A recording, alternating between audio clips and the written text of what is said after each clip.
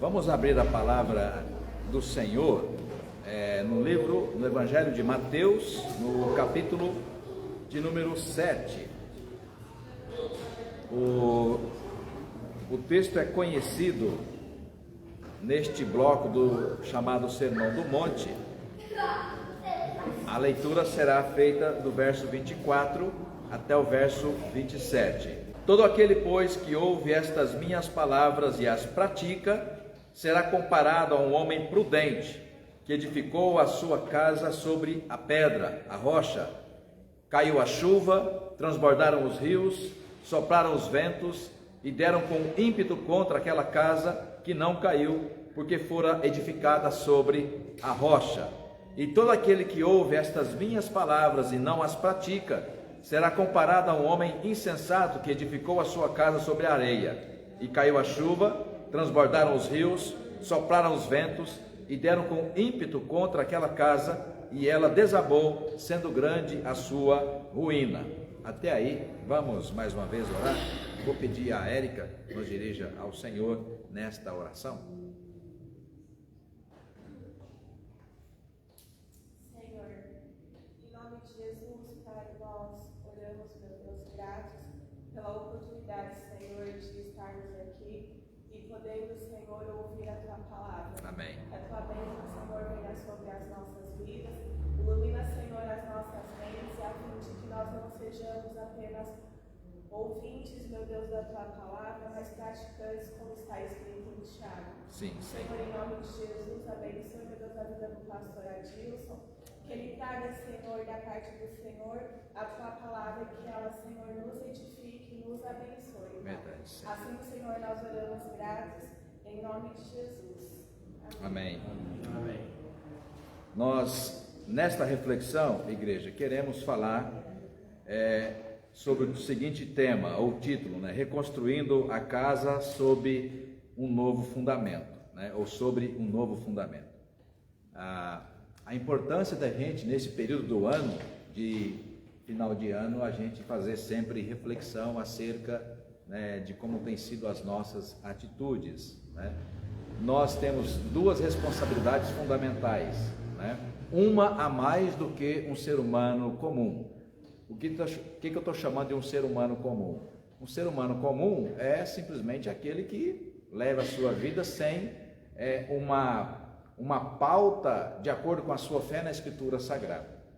Então, ou seja, quem não tem compromisso com Deus, quem não tem compromisso com a palavra, que para nós, aliás, os novos membros ouviram isso domingo passado, publicamente disseram que tem a Bíblia como a sua única regra de fé para a prática. Isso nos torna um ser humano mais que, ou além de um ser humano comum, nos torna um ser humano com uma dupla obrigação.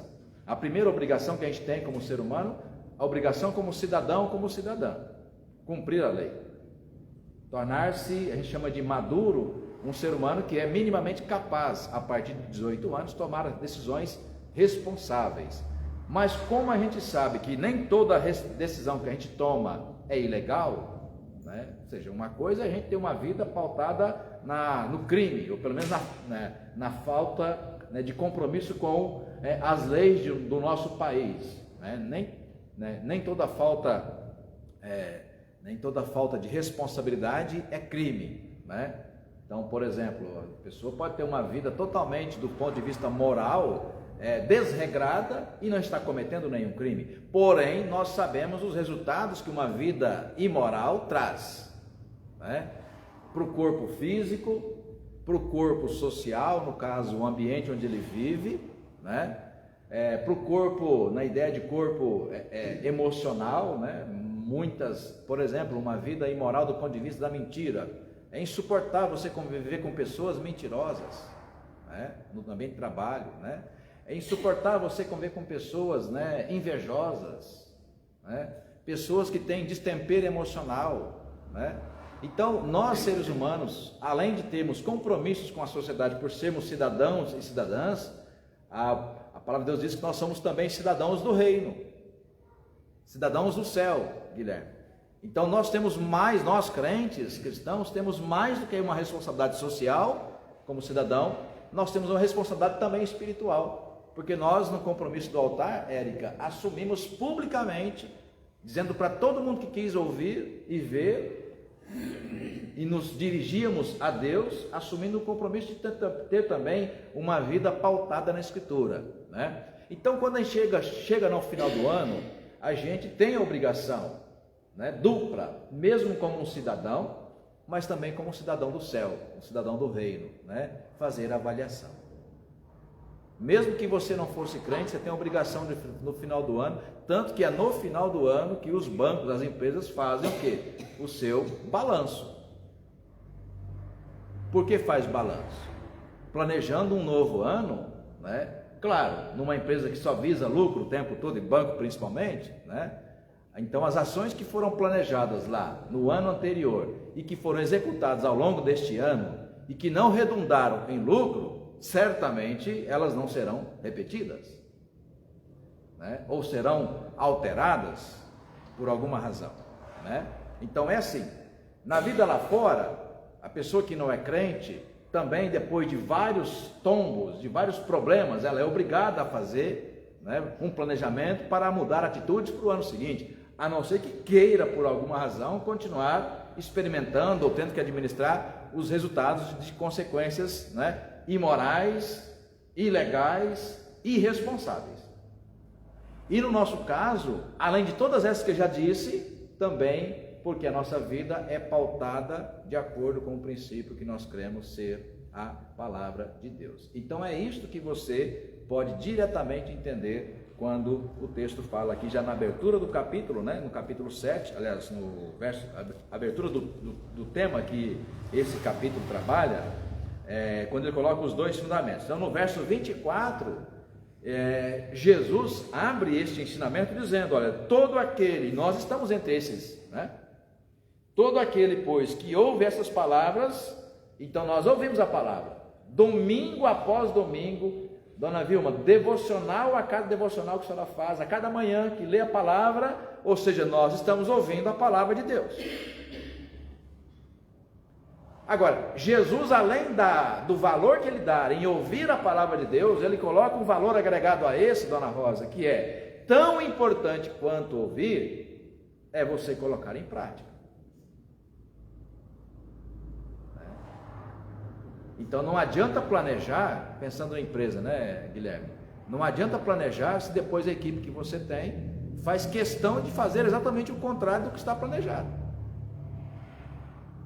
Assim é a vida do crente. Não adianta a gente ir acumulando horas de voo, né, brincando com a metáfora, acumular horas de conhecimento bíblico, se quando a gente vai colocar em prática, a gente faz exatamente aquilo que contraria o princípio que nós aprendemos.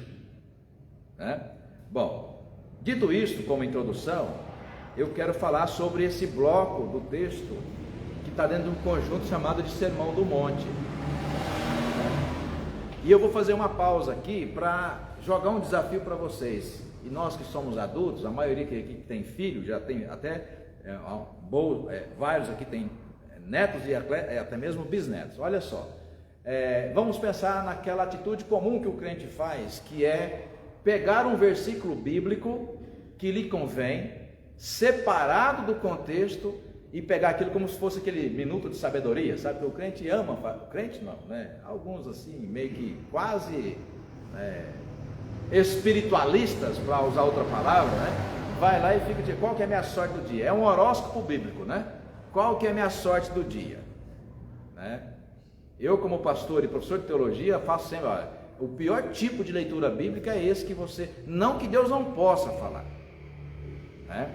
Mas hoje é muito crente, é muito comum o crente querer só a bênção e não aceitar o compromisso de um pacote completo com Deus, né? Porque eu nunca recomendo, até porque eu não creio e como professor, então eu recomendo mesmo nunca fazer isso, da gente pegar um versículo bíblico. Por quê? Olha só, quando a gente abre o Sermão do Monte, vamos fazer um passeio rápido aqui. Aliás, no capítulo 7 mesmo, se você for observar, né, várias passagens que, aí, por exemplo, no verso 7, Mateus, no capítulo 7, vou dar um exemplo bem comum, de toda a Bíblia dá para a gente fazer isso, mas um exemplo bem comum do capítulo 7, no versículo 7, olha só, Qual que é o versículo que o crente gosta de separar? Um versículo solto. Pedi e dar-se-vos-á. Buscai e achareis. Batei e abrir-se-vos-á. Pronto, maravilha. Né? Quem pede, recebe. Qual é o pai que pedindo, né? O filho pede um pão e vai dar uma pedra? Então a gente tem aquela tendência de pegar os versículos que afagam o nosso ego, potencializam ou empoderam as nossas vontades, e muitas vezes vontades, né, sem compromisso, né? Então é o pior método bíblico a gente ficar lembrando de versículos bíblicos que nos empoderam o nosso ego, né? Vou comparar, por exemplo, eu anotei aqui para a gente fazer essa observação, né? Na literatura ou na gramática, quando você encontrar aqueles colchetes, tá? E 3 pontinhos, né, Everton? Você que fez, quem fez faculdade sabe, metodologia da pesquisa, tem que conhecer aquelas regras, né? Então, quando você encontrar os colchetes e 3 pontinhos dentro, significa, olha, esse trecho foi tirado de um texto maior, mas eu quero que você chame atenção, eu quero chamar a sua atenção apenas para essas 3 linhas aqui, tá? Então, vamos imaginar o crente que gosta de pegar versículos soltos fazendo isso. Tá? Vamos comparar isso à fala de um filho maduro, que o tempo todo está ali na barra do pai, pegando o quê? Ajuda, né? Ao pai, eu anotei para seguir o raciocínio completo aqui, né? Aí o pai, antes de ajudar, Helder, disse assim: olha, meu filho, você já tem 25 anos. Vou falar 25 porque eu sei que o senhor não tem filho com 25 anos. Então, para dizer que não é o senhor, é só ilustração. Você já tem 25 anos. Você já tem faculdade. Você já é um homem. E até quando você vai tomar responsabilidade? Você gasta tudo que vem na tua mão. Você acha que não vai envelhecer? Você acha que você não vai ficar doente? Você, né, compra o que te dá na teia, né? Até quando você vai viver assim? Aí vem um pai que fala sempre isso. Eu já falo isso, e olha que não quero, eu quero viver 200 anos, não é assim. Você acha que eu vou viver para sempre? Para ficar bancando ali os seus gastos? Todo pai, toda mãe fala isso, né? Eu ouvi da minha mãe, agora estou eu falando a mesma coisa, repetindo, né? É de geração em geração, né? E aí depois ele falar, né? Deu aquele discurso, aí no final ele produz a fala, né? Que é a parte que o filho quer ouvir. Aí vem lá então os colchetes, reticências, e o pai diz assim: olha, eu vou te ajudar, quando puder, sem pressa, você pode me devolver. Então o pai fala assim: ó, eu vou te ajudar, e sem pressa, ou seja, eu sei que você não vai ter para me devolver amanhã já, então o pai fala: eu vou te ajudar, sem pressa, você tem que me devolver, mas me devolva. Pronto. Aí o filho vai: é isso que eu queria ouvir, tá bom? Fecha aspas.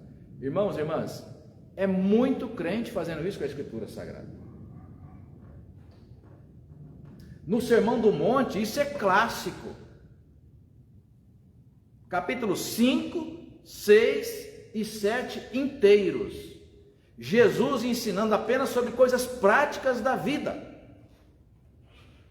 Coisas práticas da vida, né?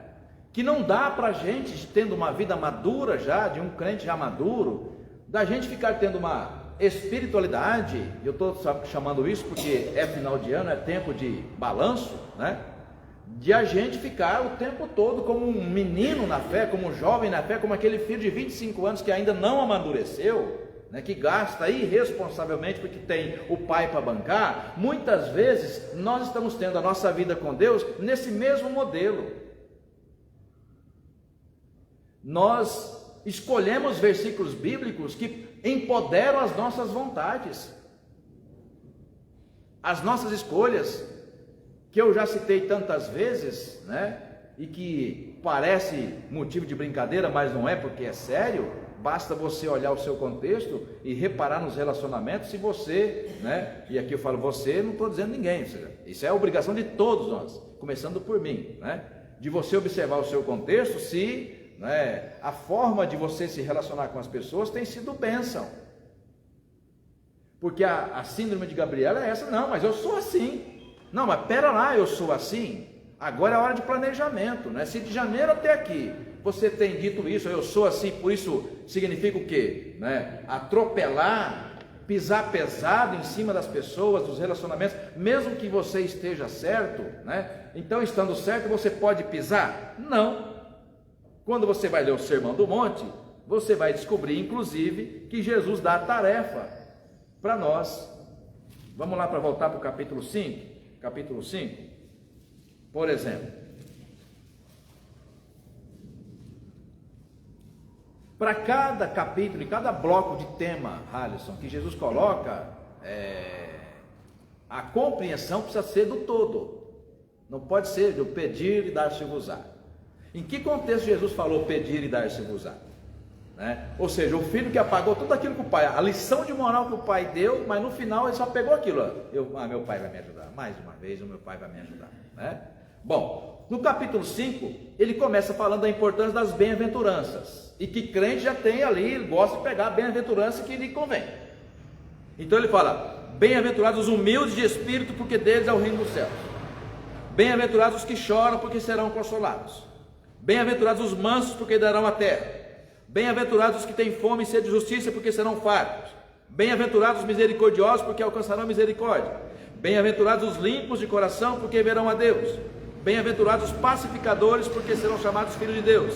Bem-aventurados os perseguidos por causa da justiça, porque deles é o reino dos céus. Bem-aventurados sois quando por minha causa vos injuriarem e vos perseguirem, e mentindo disserem todo mal contra vós. Opa! Agora não é nosso favor. Então, no contexto das bem-aventuranças, Érica, Jesus está discipulando, porque discipular é o seguinte: olha, eu vou aprender tudo que precisa e depois tomar a decisão consciente se eu quero continuar seguindo ou não. É o que você fez domingo. Então, compreende todo o conjunto do ensinamento e aceita ser discípulo. Então, aceitar ser discípulo, eu estou plenamente consciente do meu dever. Isso é ser discípulo. Voluntariamente eu vou te seguir, porque o seu jeito de falar, o seu jeito de ser, quem você é me convenceu e eu quero ser seu discípulo. Tá? Então no verso 11, no jogo vasti, ou no contexto completo das bem-aventuranças, ele vai incluir como uma bem-aventurança, inclusive ser perseguido. Então já não cabe mais o crente dizer, né? Se pisar no meu calo, desaforo para casa eu não levo. Bom, então está tirando o versículo que te convém, porque Jesus incluiu no bloco das bem-aventuranças que até mesmo quando nós somos perseguidos, quando mentirem contra... pastor, o senhor tem sangue de barata. Não, é Jesus que está dizendo isso. Então, se no final deste ano a gente para fazer uma revisão, um balanço dos nossos relacionamentos, e a gente agiu de janeiro até aqui com a síndrome de Gabriela, eu sou assim, né? Talvez, ou com muita certeza, eu vou já dizendo para você: olha, 2024 essa atitude não cabe mais. Mesmo que alguém mentiu e te prejudicou, Jesus disse que até a mentira contra nós é uma bem-aventurança. Por quê? A gente vai ter que testemunhar, a gente vai ter que dar glória a Deus, né? Mesmo quando perseguidos. A gente gosta disso? Não, não gosta. Aí você vai entender agora o que eu estou colocando na introdução, né? O filho gosta de ouvir aquele sermão? Não, não gosta. Mas se é o preço para no final ele receber ajuda, ele vai ouvir. Então percebe o contexto completo da fala? Então, irmãos e irmãs, igreja, final de ano é tempo de reflexão sobre nós mesmos. É o balanço da nossa vida. Nesse momento, Jesus não está te chamando para fazer um balanço da vida do seu marido, do seu filho, da sua nora, do seu chefe, da sua equipe de trabalho. Esse balanço é pessoal, né? E aí a gente vai compreender que em todo o Sermão do Monte, esses blocos são blocos do ensino prático para a vida do crente. Jesus aqui, irmãos, não estava falando na multidão que não tinha compromisso com Deus, que não era discípulo de Jesus. Aqui, Jesus está falando para quem? Para aqueles que estavam andando com ele já há muito tempo. Então é o mesmo que dizer, essa mensagem do Sermão do Monte é para crente, é para nós. Dezembro é tempo de reflexão sobre o quê? Como foi a nossa caminhada até aqui. Então, num balanço é o quê? Débito e crédito, entrada e saída.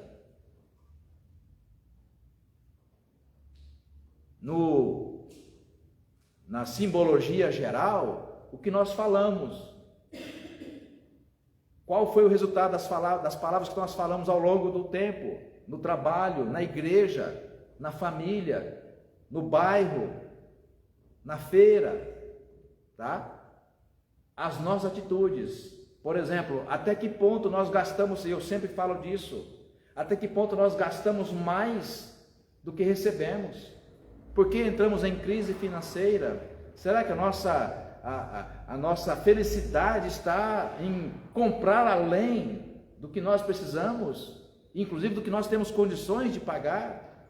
Então, se isso te foi um problema esse ano, significa que 2024, né, é tempo de mudar de vida, é tempo de mudar de atitude. Aí você compreende o que Jesus está falando, que é tão bem-aventurado ouvir a palavra, mas mais bem-aventurado ainda é colocar em prática. Então, de janeiro até dezembro, quantas escolas dominicais nós frequentamos? Né? Quantos cultos? Quantas ministrações maravilhosas do Ministério de Louvor na nossa vida, que a gente glorificou a Deus, levantou a mão, obrigado, Senhor. Então, irmãos e irmãs, ouvimos o tempo todo, o ano todo, de dezembro até aqui, ouvimos a palavra de Deus, ela nos alimentou. E aí, se a gente comparar com a ilustração que eu usei, né, não adianta o filho, toda vez que procura o pai para pedir ajuda, socorro, o pai dá o sermão, mas ele, na verdade, ele fala, até aquilo ele já entendeu. Não, primeiro meu pai vai me dar um sermão, eu já até sei como é que é, né? Primeiro meu pai vai me dar um sermão, mas no final é pai, né? Ele ajuda. Será que a gente não faz isso também com a igreja? Ou com o evangelho?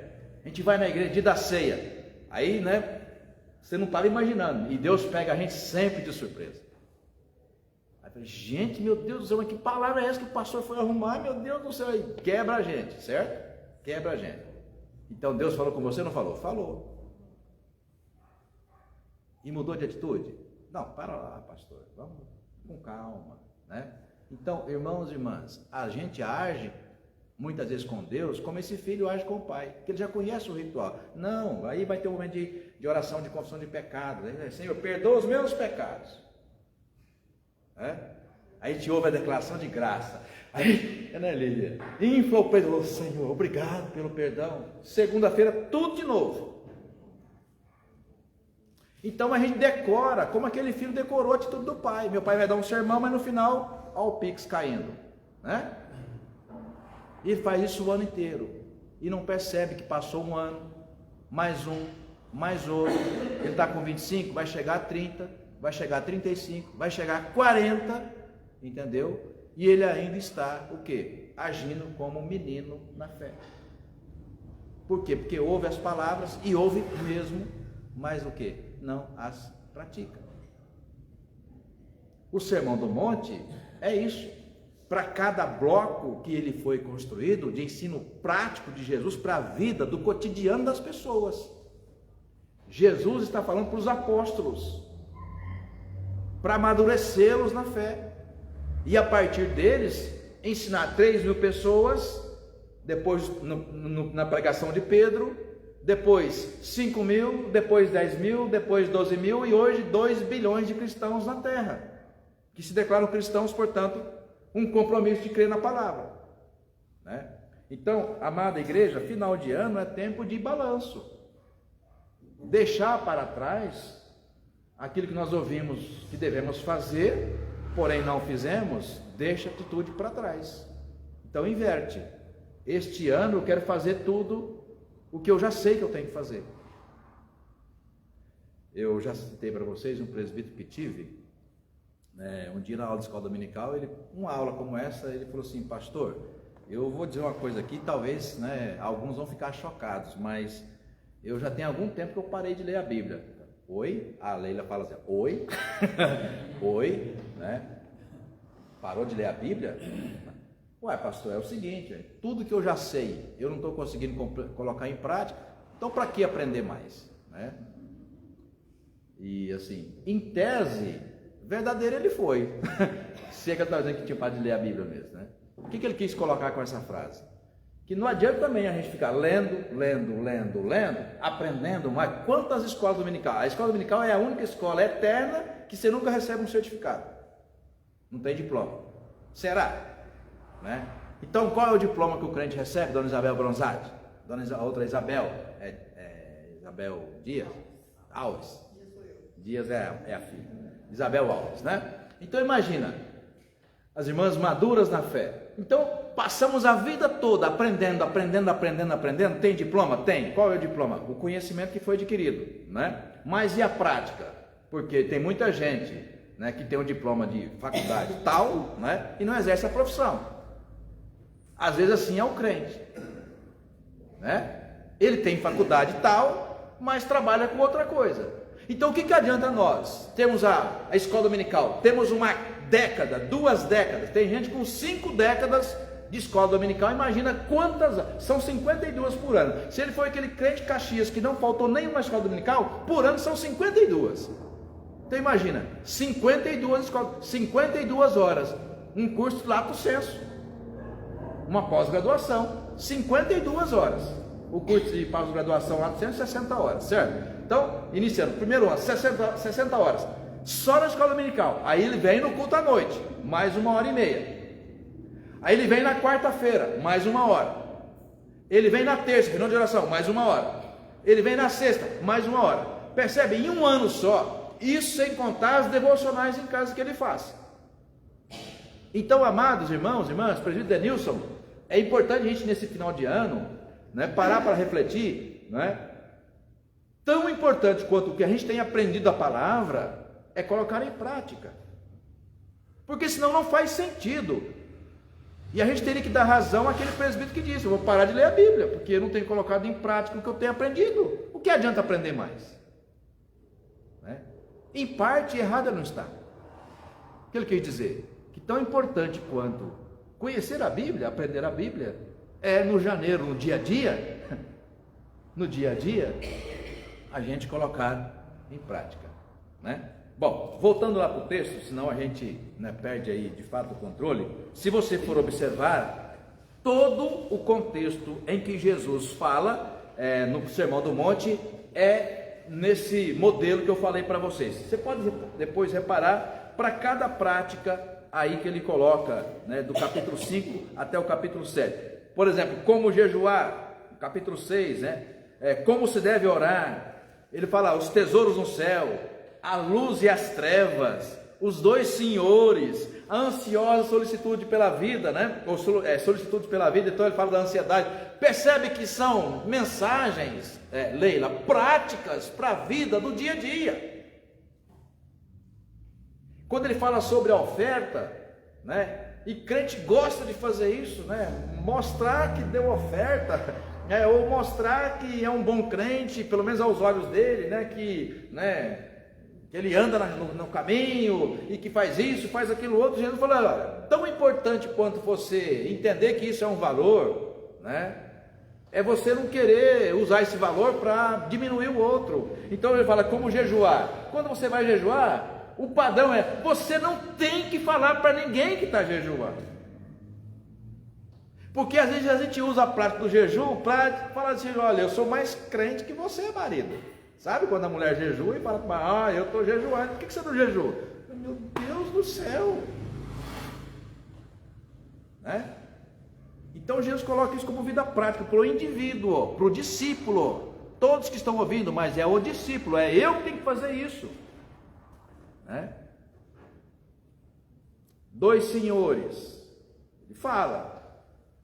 A gente só tem um Senhor, está claro? E ele diz isso, gente, em apenas um versículo. Mateus 6, verso 24. Quem quer ler? Voz alta. Ninguém pode servir a 2 senhores. Com efeito, ou odiará um e amará o outro, ou se apegará ao primeiro e desprezará o segundo. Não podeis servir a Deus e ao dinheiro. Pronto. E aí aqui a ideia de servir é prostrar-se, né? Ou seja, é adorar. É adorar. Então, percebe? A gente sabe disso. A gente tem esse versículo decorado. Só que no dia a dia, a prática... Quantas vezes a gente deixa de fazer o que a gente sabe que tem que fazer? Por quê? Porque tem uma vida financeira totalmente desestruturada e aí não consegue fazer as obrigações que tem que fazer. Não vou nem dizer dar o dízimo.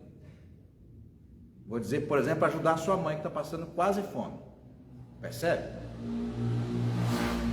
Por que a gente não pode ajudar a mãe que está passando necessidade, que ganha um salário mínimo? Por quê? Porque muitas vezes a posse, o desejo de comprar, é um senhor para nós, ou seja, a gente está se prostrando diante dele. Gasta desmedidamente o ano inteiro. Quando a mãe liga ou manda mensagem, eu estou passando necessidade e você é a única pessoa a quem eu posso recorrer, né? Eu não posso ajudar, e você não está mentindo. Não tem, mas por que não tem? De novo a questão do balanço. Por que não pode ajudar a mãe agora? Praticamente, não pode ajudar mesmo. E você sabe que sua mãe está precisando. Por que não pode ajudar? Porque de janeiro até novembro, gastou desmedidamente. Fazendo assim o quê? Da posse, da conquista, do consumo desmedido, um Deus. Ou seja, estamos viciados. Está nos dominando. Porque transferimos a questão do sentimento, né, de prazer para as coisas. É o que tem de pior no ser humano. Quando ele transfere a felicidade, ou seja, o sentido para a minha felicidade está na coisa. Percebe? Então, se nós fizermos esse modelo de vida de janeiro até aqui, o que essa palavra que te pegou de surpresa? Você não sabia o que ia falar, né? O que está dizendo para nós para janeiro? Né? Janeiro, cara, não basta só saber a palavra, tem que colocar em prática. Jesus, com um versículo, falou: não adianta você achar que pode seguir dois senhores. Em algum momento você vai entrar em crise. Você vai odiar um e amar o outro. Né? Então, irmãos e irmãs, balanço. Sermão do Monte é balanço. Dezembro é balanço. Não repita em 2024 as mesmas ações que você já conhece os resultados, porque você os colocou em prática, ou as ações, você as colocou em prática durante o ano inteiro de 2023. Então é Einstein que dizia, né? Não dá para esperar resultados diferentes se a gente insiste o quê? Nas mesmas atitudes. Ou seja, em dezembro do ano que vem, ou eu ou o pastor Rafael, se trouxer uma mensagem semelhante, você vai, pô, de novo, sim, mas de novo, continua fazendo do mesmo jeito, né? Quantas escolas dominicais, né?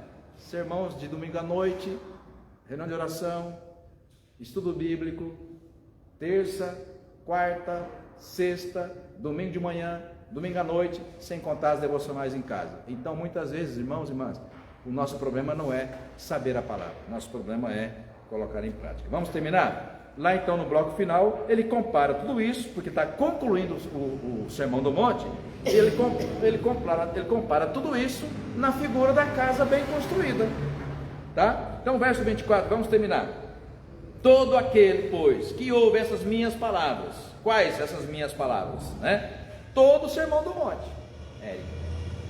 Começando com as bem-aventuranças, ele fala sobre tudo na vida cristã. Tudo. Até para a ansiedade, né? Até para a ansiedade. O que é a ansiedade, né? Do ponto de vista da psicologia tem um sentido, mas do ponto de vista espiritual, muitas vezes é o que? Nós estamos transferindo para coisas algo que a gente só vai encontrar onde? Na fé e esperança em Jesus. Que para a teologia, né, Everton? Um teólogo que eu gosto bastante disse: antecipação proléptica. Olha que coisa doida. O que é antecipação proléptica? Falando sobre a esperança. A esperança não é algo humano.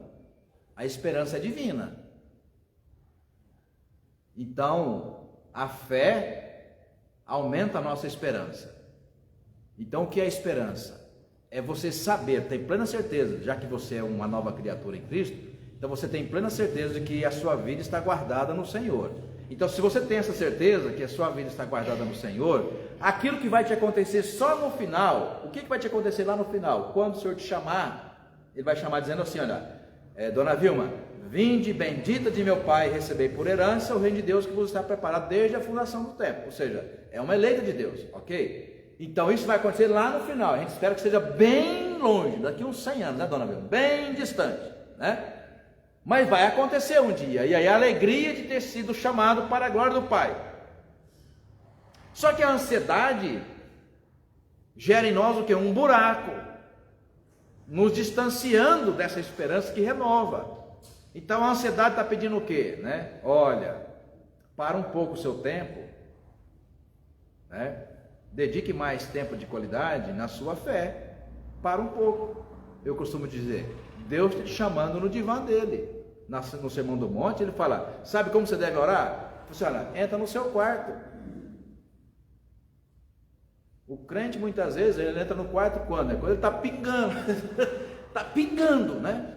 Ele ficou 2 horas no celular, na televisão, aí no trânsito, aí lavou o carro, e fez isso, e fez aquilo outro tal. Ou seja, ele ocupou 20 e tantas horas do dia dele. Quando chega ali no quarto, ele vai entrar que já está destruído de sono, né? É ali que você vai orar? Não, você não vai orar. Por isso que vive ansioso, né? Irmãos e irmãs, preceitos preciosos para nos ajudarem a fazer o balanço agora em dezembro de como foi 2023. Encontrem isso aonde? Sermão do Monte. Ensinos práticos para a vida do cotidiano, né?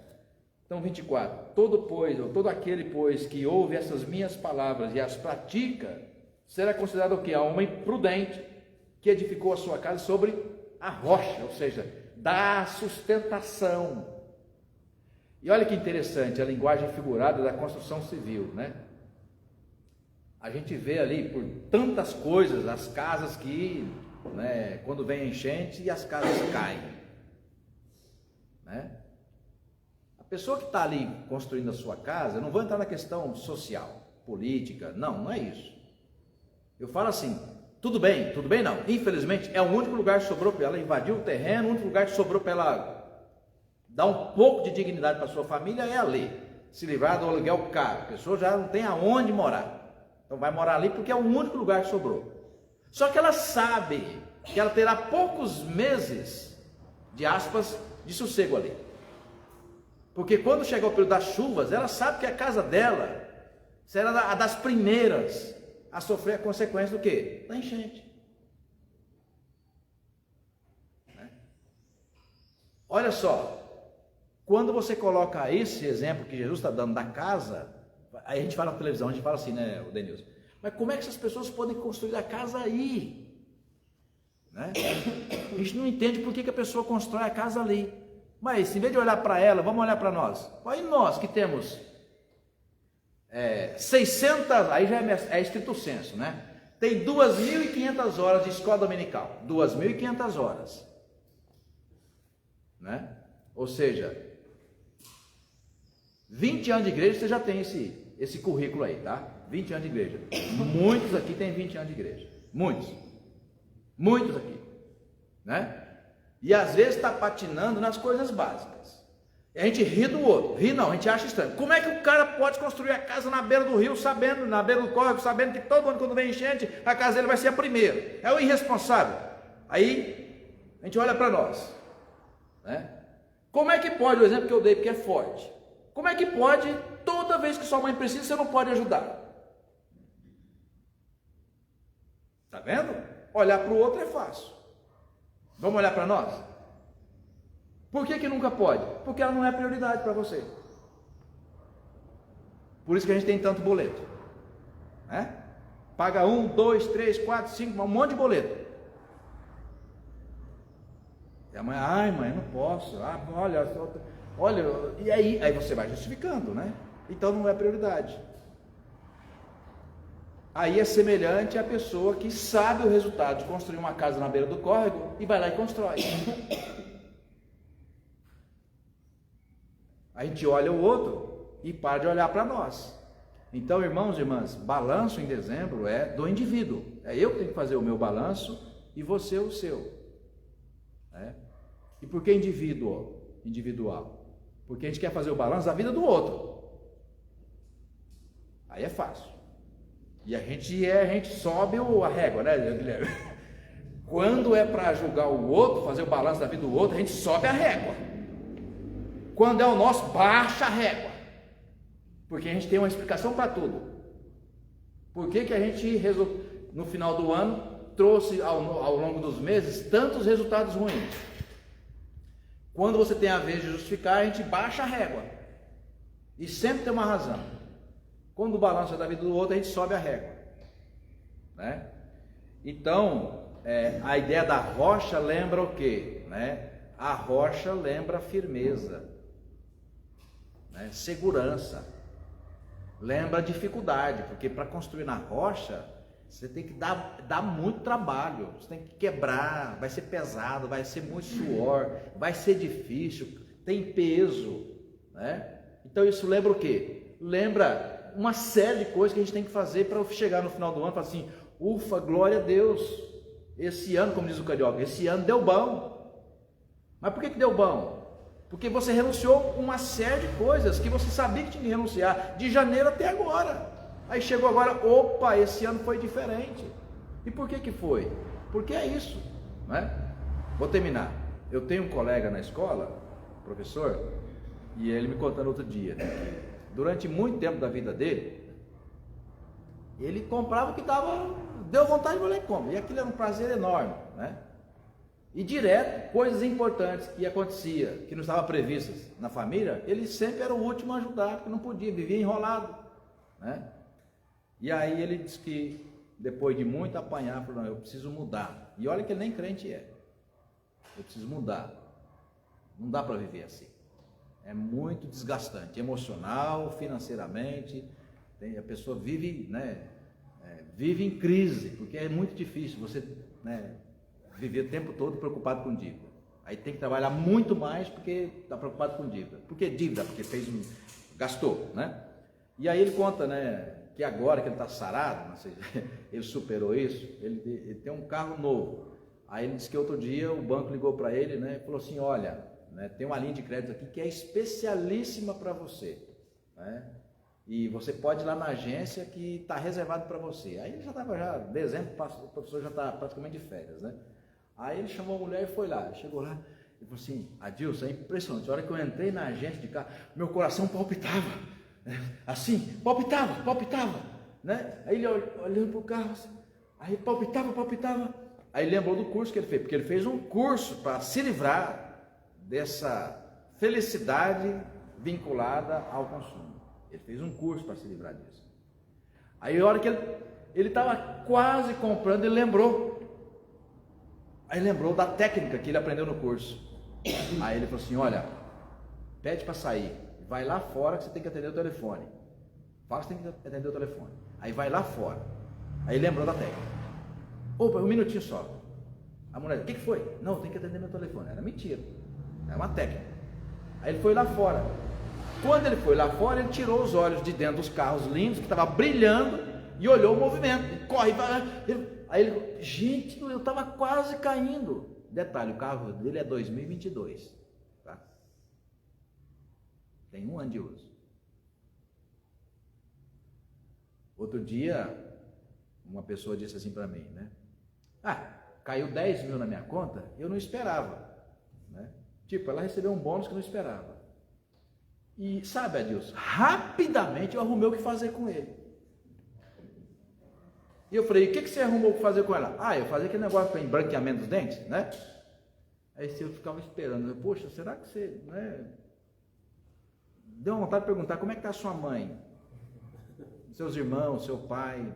Você tem vó ainda? Qual foi a última vez que você foi visitar a sua avó? Né? Sua avó usa fralda? Você já trocou a fralda da sua avó? Sabe? Dá um banho de realidade. Então, irmãos e irmãs, é isso. O reino de Deus é assim. Não adianta a gente estar até aqui, né? Ou seja, sabe tudo da palavra de Deus, se a gente não é capaz de colocar um versículo em prática, né? Então, dezembro é tempo de balanço. Não estou dizendo que você não pode trocar de carro. Você tem que trocar de carro. Ainda mais quando é necessário. Você não pode fazer disso um senhor da sua vida. Eu tive também um irmão que dizia, né? A cada 3 anos ele trocava o carro, né? E toda vez que eu trocava, ele mudava a cor. E um dia eu inocente, Érico, eu perguntei para ele, mas ô irmão, você pelo jeito não é muito ligado em cor, né? Que cada vez que você troca o carro, porque eu fiquei naquela igreja há muito tempo, né? Cada vez que você troca o carro, você muda a cor. Sabe o que ele falou para mim, o abençoado? Ué, se eu não trocar a cor, ninguém vai saber que eu percebi que eu troquei o carro. Ele falou isso para mim. Mateus 7, né? Cadê qual que é o versículo, né? Mateus 7, 24 para ele, 2 Senhor, né? E ele sabia o versículo? Sabia. Mas escuta, olha, está dominando o senhor. O senhor tem uma necessidade de mostrar para o irmão que trocou de carro? Essa necessidade é doentia. Sabe? É ruim de ouvir? Claro que é. Igual é ruim aquele filho lá, né? Que eu brinquei com o Helber, filho dele, mas não é nenhum, porque não tem filho de 25. Né? É ruim ouvir o sermão? Claro que é. Mas vale a pena, porque no final o Pix cai, né? Então, mas que é ruim, é. É ruim ouvir o sermão. Seria muito bom se meu pai só me desse o dinheiro. Mas toda vez a mesma coisa. E vou eu lá, vai falar um monte. Mas no final ele dá o dinheiro que é o que eu preciso. Então, vou ouvir. Às vezes é o que a gente faz com a escritura, né? Pega um versículo como se fosse possível. Pega um versículo, porque isso aqui é o que eu preciso agora. Não. Discipulado é hora com Deus. Discipulado é hora com Deus. Aprender, fazer o exercício de memória diária. E quando for fazer isso, não, eu não devo fazer isso. Por quê? Porque a palavra, eu aprendi com a palavra que fazer isso eu já conheço o resultado. Então eu não vou fazer. Não vou fazer. Vamos orar? Pai, nós te damos graças por esse tempo que passamos na tua presença. Te damos graças, Senhor, pelo privilégio de aprender da tua palavra. E também te rogamos, Senhor, que teu Santo Espírito esteja nos empoderando, Senhor, a cada manhã, ao acordar para mais um dia, nos empoderando, ó Pai, da responsabilidade de colocar em prática aquilo que já sabemos da tua palavra. Ajuda-nos, ó Pai, pessoalmente, no balanço da nossa vida, Senhor, neste final de ano. Que 2024, ó Pai, seja de novo um tempo oportuno para colocarmos em prática, Senhor, aquilo que temos aprendido da tua palavra, sabendo, ó Pai, que tu colocas sobre nós o desafio de ser sal da terra e luz do mundo, a começar dentro da nossa própria casa. Fica sempre conosco, nos abençoando, em nome de Jesus. Amém. Deus nos abençoe a todos, queridos irmãos e irmãs, em nome de Jesus.